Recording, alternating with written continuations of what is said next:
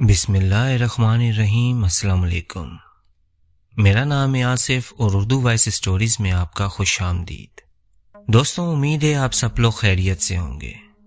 सबसे पहले मेरी आप सबसे रिक्वेस्ट है कि अगर आप कमज़ोर दिल वाले हैं तो ये वाक़या ना सुनें, और उसके बाद जिसने मेरा चैनल अभी तक सब्सक्राइब नहीं किया तो वो अभी से सब्सक्राइब कर दें। कहीं ऐसा ना हो कि वाक़या सुनते आपको डर लगे और आप बिना सब्सक्राइब किए ही भाग जाएं। उम्मीद है आपने सब्सक्राइब का बटन दबा दिया होगा।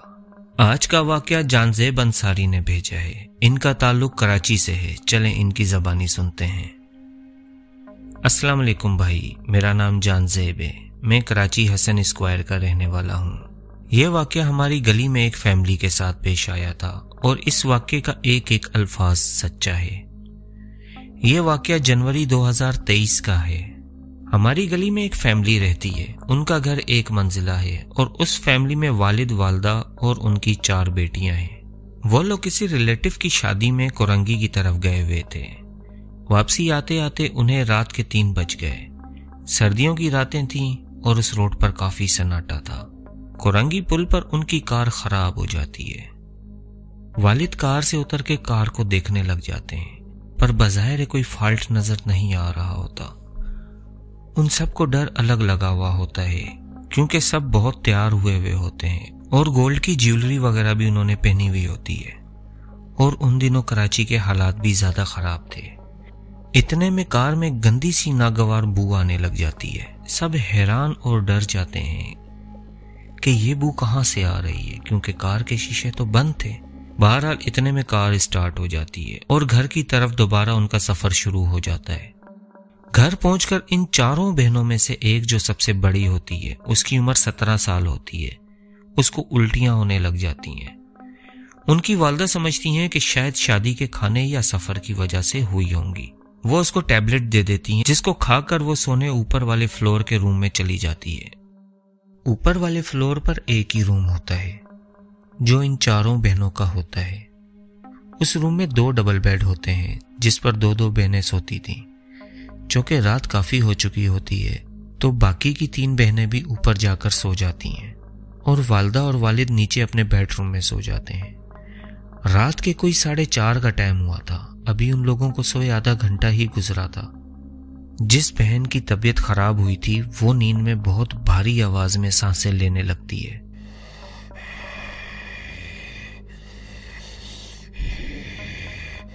उसकी इन सांसों से जो उसकी छोटी बहन उसके साथ सोई थी, उसकी आंख खुल जाती है। इतने में बड़ी बहन बिस्तर से उठती है और रूम से बाहर निकल जाती है। छोटी बहन ये सब खामोशी से देख रही होती है। जैसे ही वो रूम से निकलती है वो भी उठकर उसके पीछे चली जाती है। वो देखती है कि उसकी बड़ी बहन छत की सीढ़ियां चढ़ रही होती है। वो पीछे से आवाज देती है, आपी, आपी क्या हुआ, कहाँ जा रही हो? पर वो उसकी बात का जवाब नहीं देती। वो उसके पीछे जाती है और उसके कंधे पर हाथ रखकर पूछती है, आपी क्या हुआ, नींद में हो क्या? उसका उसके कंधे पर हाथ रखना था कि बड़ी बहन पलटती है और उसको देखकर छोटी बहन के होश उड़ जाते हैं, क्योंकि उसका चेहरा बहुत भयानक हुआ था। आंखें फैली हुई थीं और अंगारों की तरह सुर्ख हो रही थीं। उसने गैर इंसानी आवाज में गुर्रा के अपनी बहन के मुंह पर एक जोरदार थप्पड़ मार दिया। वो थप्पड़ उसको इतनी जोर का लगा कि उस बेचारी के होंठ फट गए। वो रोती चिल्लाती नीचे वालदा और वालिद को बताने भागी, जबकि उसकी बड़ी बहन दोबारा से छत की सीढ़ियां चढ़ने लग जाती है। छोटी बहन अम्मी अब्बू को उठा के सब माजरा बताती है। अम्मी अब्बू ऊपर की तरफ दौड़ते हैं। इतने में शोर शराबा सुनकर बाकी की 2 बहनें भी उठ जाती हैं। वो भी सबके साथ ऊपर छत पर आ जाती हैं। वो लोग छत पर जाकर देखते हैं उनकी बड़ी बेटी एक कोने पर बैठी कीड़े मारकर खा रही होती है और बड़ी ही अजीब आवाज में गुर्रा रही होती है। वो सब डर जाते हैं कि इसको क्या हुआ।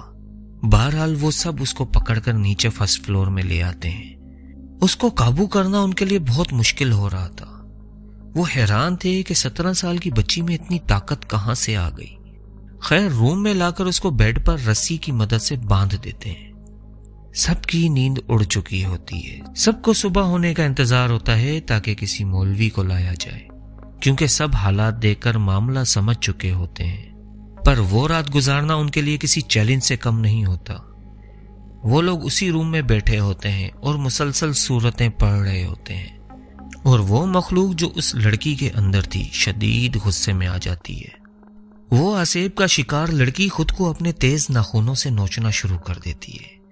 سب سے پہلے اپنے چہرے کو نوچ ڈالتی ہے، اور پھر اپنی قمیض کی آستینیں پھاڑ کے بازو نوچ ڈالتی ہے، اور اس کے خون سے بیڈ شیٹ تک لال ہو جاتی ہے، اور اس لڑکی میں ویسی ہی گندی بو آنے لگتی ہے جیسی وہاں پل سے آ رہی تھی۔ اس بو کی وجہ سے ان لوگوں کا کمرے میں بیٹھنا محال ہو گیا۔ سب باہر نکل آئے، اللہ اللہ کر کے صبح ہوئی۔ والد صاحب محلے کی مسجد سے امام صاحب کو لے آئے۔ امام صاحب نے سب کو پریشان دیکھا تو تسلی دی کہ پریشان نہ ہو، سب ٹھیک ہو جائے گا، اور والد اور والدہ امام صاحب کو اوپر روم میں لے گئے، جبکہ باقی تینوں بچے نیچے کے فلور میں بنے گیسٹ روم میں ہی بیٹھے رہے۔ اوپر آ کر امام صاحب اس لڑکی کے سر پر ہاتھ رکھ کر کچھ پڑھنے لگے۔ جیسے ہی امام صاحب نے پڑھائی شروع کی تو کمرے میں عجیب سا کالا دھواں پھیل گیا، اور وہ گندی بدبو پھر سے آنے لگی، اور وہ لڑکی جس پر امام صاحب دم کر رہے تھے وہ امام صاحب کو کسی مرد کی بھاری آواز میں گالیاں بکنے لگی، اور ساتھ ساتھ اس میں پتہ نہیں کہاں سے اتنی طاقت آ گئی کہ اس نے ایک ہاتھ کی رسی توڑ کر امام صاحب کا ہاتھ پکڑا اور اس پر زور سے کاٹ لیا۔ امام صاحب اور والد صاحب نے دوبارہ اس کو قابو کر کے اس کے ہاتھ رسی سے باندھے تو وہ لڑکی اسی بھاری آواز میں کہہ کے لگا کے ہنسنے لگی، اور امام صاحب سے بولی، یہاں سے بھاگ جا ورنہ تو بھی مارا جائے گا، اور ساتھ ساتھ اس امام کی بیوی اور بچوں کا نام لینے لگی کہ تیرے بیوی بچوں کے یہ نام ہے نا، ان کی خیر نہیں چاہتا تو۔ امام صاحب نے اس کی ایک نہ سنی اور پڑھائی کرتے رہے۔ تھوڑی ہی دیر میں اس لڑکی کے ہاتھ پاؤں مڑنے لگ گئے، اور اس کو ایسے جھٹکے لگنے لگے جیسے اس کو کرنٹ لگ رہا ہو۔ یہ سب کچھ لمحے چلتا رہا، اس کے بعد وہ سکون میں آ گئی۔ شاید وہ چیز اب اس کا جسم چھوڑ چکی تھی، اور وہ اپنی اصل آواز میں اپنی والد اور والدہ کو بولی کہ مجھے بچا لیں، مجھے بہت تکلیف ہو رہی ہے، مجھے بہت ڈر بھی لگ رہا ہے۔ ابھی یہی سب چل رہا تھا کہ نیچے کی منزل پر سامان پھینکنے کی اور توڑ پھوڑ کی آوازیں آنے لگی، اور ساتھ ساتھ اس لڑکی کی جو تینوں بہنیں نیچے تھیں ان کی چیخوں کی آوازیں بھی آنے لگی۔ سب بوکھلا کر نیچے کو دوڑے۔ روم میں جا کر دیکھا تو سب کے رونگٹے کھڑے ہو گئے، کیونکہ تینوں بہنیں ایسے ہوا میں اڑ رہی تھیں جیسے کسی نے ان کو رسی سے باندھ کے لٹکایا ہوا ہو، اور کمرے میں صوفہ، ٹیبل، شوکیس، مطلب ہر چیز ٹوٹی ہوئی تھی، جیسے کوئی بہت بڑا بھوچال آیا ہو۔ یہ منظر دیکھتے ہی اس کی والدہ بے ہوش ہو گئی، اور والد صاحب تو آنکھیں پھاڑے گم سم یہ سب دیکھ رہے تھے۔ پر امام صاحب نے فوراً سے پڑھائی شروع کر دی۔ جیسے ہی انہوں نے پڑھائی شروع کی، وہ لڑکیاں ایسے زمین پر گریں جیسے کسی نے ان کو پٹخ دیا ہو۔ جب یہاں پر معاملہ نارمل ہوا تو دوبارہ سے فرسٹ فلور پر ہنسی کی آوازیں آنے لگی۔ وہ لوگ جب اوپر گئے جہاں ان کی بڑی بہن بندھی ہوئی تھی تو کیا دیکھتے ہیں کہ وہ عجیب سی زبان میں گانا گا رہی ہے۔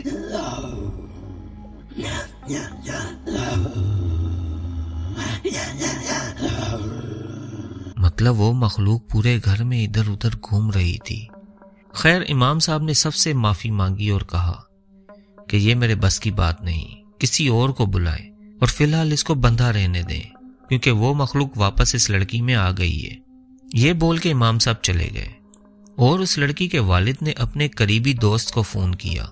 اس نے ایک عامل کا بتایا، اس لڑکی کے والد نے اس عامل کو بلایا۔ ان سب معاملات میں شام ہو چکی تھی جب عامل صاحب گھر پر آئے۔ ابھی وہ لوگ نیچے ہی عامل صاحب کو سارا مسئلہ بتا رہے تھے کہ اوپر والے روم سے کسی چیز کے گرنے کی آوازیں آنے لگی، اور ان کی بیٹی جو ابھی تک اوپر بندھی ہوئی تھی وہ اپنی اصل آواز میں اپنے والد کو بولنے لگی کہ پاپا پلیز مجھے بچائیں۔ یہ آواز سن کر والد اور والدہ ساتھ میں عامل صاحب بھی اوپر کو جاتے ہیں۔ روم کھولا تو روم میں بہت گندی بو آ رہی تھی۔ وہ لڑکی بیڈ سے بندھی ہوئی تھی اور ان سب کو دیکھ کر مسکرانے لگی، اور سب کے سامنے اس نے بیڈ پر ہی پیشاب کر دیا، اور زور زور سے بھاری آواز میں ہنسنے لگی۔ عامل صاحب نے پوچھا، کون ہے تو؟ وہ لڑکی عامل صاحب کو گھور کر غصے سے دیکھتی ہے اور ٹیبل پر پڑا ہوا اسٹیل کا گلاس اڑ کر عامل صاحب کے ماتھے پر جا لگتا ہے، جس سے ان کے ماتھے پر نیل پڑ جاتا ہے۔ پر عامل صاحب کافی ہمت والے تھے، وہ اسی ٹائم پڑھائی شروع کر دیتے ہیں۔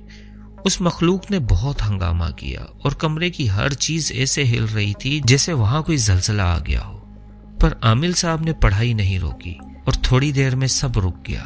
عامل صاحب نے پڑھائی بند کی اور لڑکی کے والد اور والدہ سے کہا کہ ابھی معاملہ بالکل ٹھیک نہیں ہوا، مجھے کل پھر آنا ہوگا، فی الحال اس کو روم میں بند ہی رہنے دینا، کوئی اس کے پاس نہیں آئے گا، چاہے یہ کسی بھی آواز میں بلائے، کوئی بھی اوپر نہیں آئے گا۔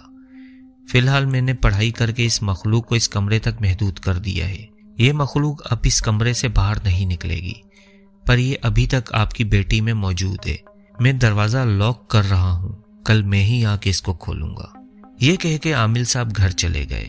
یہ کوئی رات کے 9 کے آس پاس کا ٹائم تھا جب عامل صاحب گئے۔ رات تک کوئی آواز نہ آئی، پر رات کے 2 بجے اس لڑکی کی اپنی آواز میں رونے کی آوازیں آنے لگیں۔ وہ اپنی والدہ کو بلا رہی تھی کہ مما میں ٹھیک ہو گئی ہوں، مجھے آ کے جلدی سے کھولو ورنہ وہ واپس آ جائے گا۔ ماں تو آخر ماں ہوتی ہے۔ والدہ نے والد سے بولا کہ چل کے دیکھتے ہیں، شاید وہ مخلوق پڑھائی سے بھاگ گئی ہے، پر والد نے سختی سے منع کر دیا کہ کچھ بھی ہو جائے کوئی اوپر نہیں جائے گا۔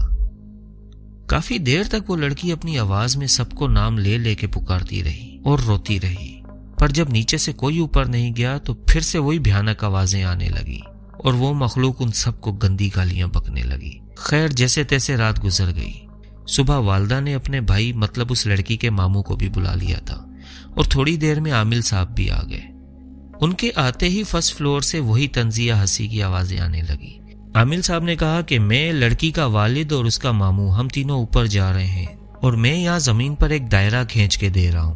جب ہم لوگ اوپر چلے جائیں تو آپ اپنے روم کا دروازہ لاک کر کے اپنے تینوں بچوں کو ساتھ لے کر اس دائرے میں بیٹھ جانا، اور جب تک میں دروازے پر آ کے 3 دفعہ سلام کر کے دروازہ کھولنے کا نہ کہوں تب تک آپ دروازہ مت کھولنا، چاہے ہم میں سے کسی کی بھی آواز آئے، آپ لوگ دروازہ نہیں کھولو گے۔ عامل صاحب لڑکی کی والدہ کو یہ ہدایت کر کے لڑکی کے والد اور ماموں کے ساتھ اوپر چلے گئے۔ اوپر جب روم کا دروازہ کھولا تو بہت ہی بھیانک منظر تھا۔ اس لڑکی نے اپنے ایک ہاتھ کی رسی پھر سے توڑ دی ہوئی تھی اور وہ اپنی ایک انگلی چبا چبا کر کھا رہی تھی، جو کہ آدھی وہ کھا چکی تھی۔ لڑکی کے والد اور ماموں اس لڑکی کو پکڑ کر پھر سے باندھ دیتے ہیں اور عامل صاحب اس لڑکی کے بیڈ کے قریب کھڑے ہو کر پڑھائی شروع کر دیتے ہیں۔ کمرے میں پھر سے وہی رات کی طرح زلزلہ آنا شروع ہو جاتا ہے، روم کے بلبس پھٹ جاتے ہیں، الماری زمین پر گر جاتی ہے، پر عامل صاحب پڑھائی نہیں روکتے، اور پڑھائی کے دوران نیچے والدہ والوں کے روم کا دروازہ کئی بار کھٹکھٹایا گیا۔ کبھی ماموں کی آواز آتی تھی انہیں، اور کبھی والد کی آواز آتی تھی کہ عامل بھاگ گیا ہے، دروازہ کھولو، ہم کو بچاؤ، اور ایسے ہی اوپر کا دروازہ بھی کھٹکھٹا کر بچوں کی آواز میں ان کو بلایا جاتا رہا کہ امی کو کچھ ہو گیا ہے، جلدی آئیں، پر ان لوگوں نے کسی کی نہیں سنی اور عامل صاحب پڑھائی کرتے رہے۔ اتنے میں اس لڑکی کو بہت بڑی الٹی آئی اور تھوڑی ہی دیر میں ماحول میں سکون آنے لگا اور آہستہ آہستہ وہ گندی بو بھی ختم ہونے لگی اور ساتھ ساتھ اس کمرے میں کالا دھواں بھی چھٹنے لگا۔ اب وہ لڑکی بے ہوش تھی اور اس کے چہرے کی معصومیت واپس آ گئی تھی، پر اس کے پھٹے کپڑے، جسم پر نوچنے کے نشان اور اس کی آدھی کٹی ہوئی انگلی اس کے ساتھ ہوئے ظلم کی داستان بیان کر رہی تھی۔ عامل صاحب نے سب سے کہا کہ سب ٹھیک ہے، لڑکی کو کھول دو۔ والد لڑکی کو کھول کر اس کو اٹھا کر نیچے لے آئے اور عامل نے نیچے دروازے پر 3 بار سلام کر کے دروازہ کھولنے کا کہا۔ والدہ نے دروازہ کھول دیا۔ سب روم سے باہر آ گئے اور سب نے محسوس کیا کہ گھر میں جو 2 دن سے بے رونقی چھائی ہوئی تھی اب وہ نہیں ہے۔ عامل صاحب نے بتایا کہ اس رات آپ کی بڑی بیٹی اپنے خاص ایام میں تھی اور پاک نہیں تھی، اس وجہ سے وہ شیطان مخلوق اس پر آسانی سے حاوی ہو گئی، لیکن اب ڈرنے کی بات نہیں ہے، اللہ رب العزت نے خاص کرم کر دیا ہے، پر آئندہ آپ لوگ خیال رکھا کریں، ایسی حالت میں گھر سے باہر نہ نکلا کریں۔ یہ کہہ کر عامل صاحب نے سب سے اجازت مانگی اور چلے گئے۔ لڑکی کے والد بھی لڑکی کو ہاسپٹل لے گئے، اس کی کٹی ہوئی انگلی پر پٹی وغیرہ کروا کر واپس گھر لے آئے۔ ताहम वो अभी तक बेहोश ही थी। घर आकर घर की सारी सफाई सुथराई की। शाम को जाकर उसको होश आया, पर उसको कुछ याद ना था। उसको बस इतना याद था कि वो लोग शादी से आए थे और उसको उल्टी हुई थी और वो सो गई थी। इसके अलावा उसको कुछ याद ना था।